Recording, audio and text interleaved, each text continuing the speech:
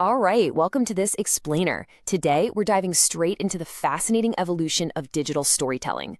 We're going to unpack all of this using a truly foundational piece of work, Timothy Guerin's book, Writing for Multimedia and the Web, 2nd edition.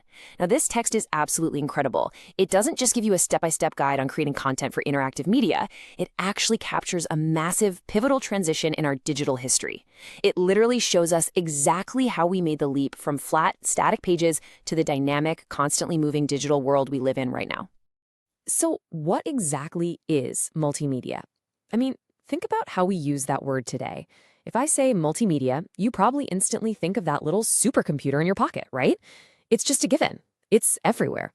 But to really get a grip on the architecture of interactive writing, we have to look back. We need that historical contrast, because honestly, the definition of this medium has gone through a massive, and I mean massive, transformation. Picture this. Back when the first edition of Guerin's book hit the shelves, the World Wide Web was basically just a bunch of digital brochures. It was primarily text, maybe a couple of clunky, low-res pictures scattered around. It was pretty flat. But the real heavy lifting, the truly cool stuff, that was all happening on early CD-ROMs. CD-ROMs and eventually DVDs delivered what Guerin calls true multimedia. We're talking a rich, layered experience that those early dial-up internet connections literally just couldn't handle. So here's the crucial point. True multimedia isn't just slapping some text on a screen and calling it a day. It's the purposeful, intentional integration of completely diverse media. You've got text, images, video, sound, animation, and the real game changer, sophisticated interactivity. The user isn't just passively reading, they are actively navigating. And over time, as bandwidth expanded and the tech finally caught up, that whole immersive concept of true multimedia migrated straight off of those shiny little physical discs right onto the boundless web. Now, this massive shift actually caused a bit of a branding crisis at the time. Look at this brilliant quote from the author. He explains that he explicitly changed the book's title for its 2nd edition. He added "and the web" to the original title, Writing for Multimedia. Why? Because people were still totally separating these two concepts in their heads. To the general public, multimedia meant a software program running off a CD, and the World Wide Web was just something else entirely. Strictly speaking, Guerin points out that the web is really just one of many platforms for multimedia, but he literally had to adapt his book's title because that user perception was just so stubbornly entrenched. All right, moving right along to our next section, the Interactive Writer's Tool Belt. Which brings us to a super vital question. What does it actually take to write for this ever-evolving interactive landscape? Well, spoiler alert, it is definitely not just about typing sentences into a word processor anymore. According to Chapter 3, interactive writers are way more than just typists.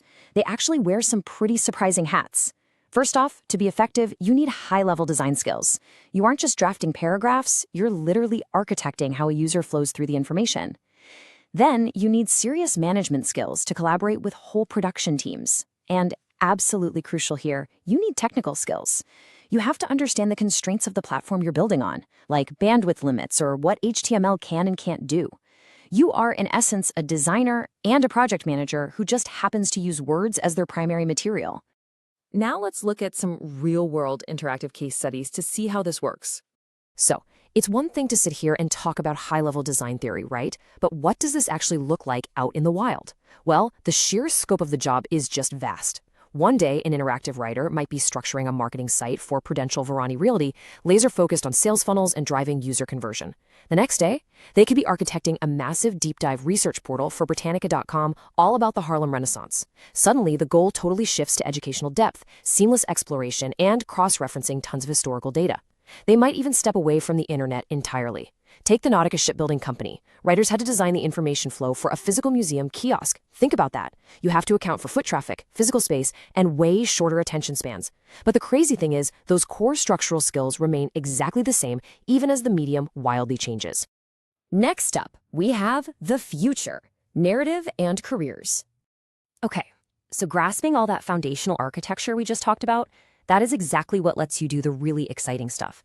Once you know how to build the bones of an informational site or a museum kiosk, you completely unlock the ability to craft deeper, much more resonant experiences. As parts 3 and 4 of the book point out, writing for multimedia is a robust, deeply enduring career path, focused on crafting compelling interactive narratives. You were not just throwing data at someone, you were guiding them on a journey. The user's choices, their clicks, how they navigate, that interactivity is the narrative. Empowering that sense of user agency and mastering that dynamic, two-way storytelling, that is what truly defines a career in interactive writing. As we start to wrap things up, I really want to bring us back to this profoundly insightful little reflection from Garen's introduction. He was looking at all this confusion over terms like multimedia versus the web, and he wrote, "Maybe by the time the next edition is published, the language will have caught up with usage." I mean, that is just a fantastic observation. It perfectly reminds us that technology almost always outpaces our vocabulary. We are constantly out there building and experiencing these incredibly complex digital worlds long before we've actually settled on the right dictionary terms to neatly categorize them. So I'll leave you with this little thought to ponder today. Has our language finally caught up with our digital usage? We consume this rich, interactive, multi-layered media every single minute of every single day. But do we still struggle to put a neat little label on it? The devices and the platforms, well, they're going to keep changing for sure. But the fundamental art of writing and structuring that interactive experience, that remains as vital as it ever was. Thank you so much for joining me for this explainer. Keep analyzing the digital world you navigate every day, and I'll see you next time.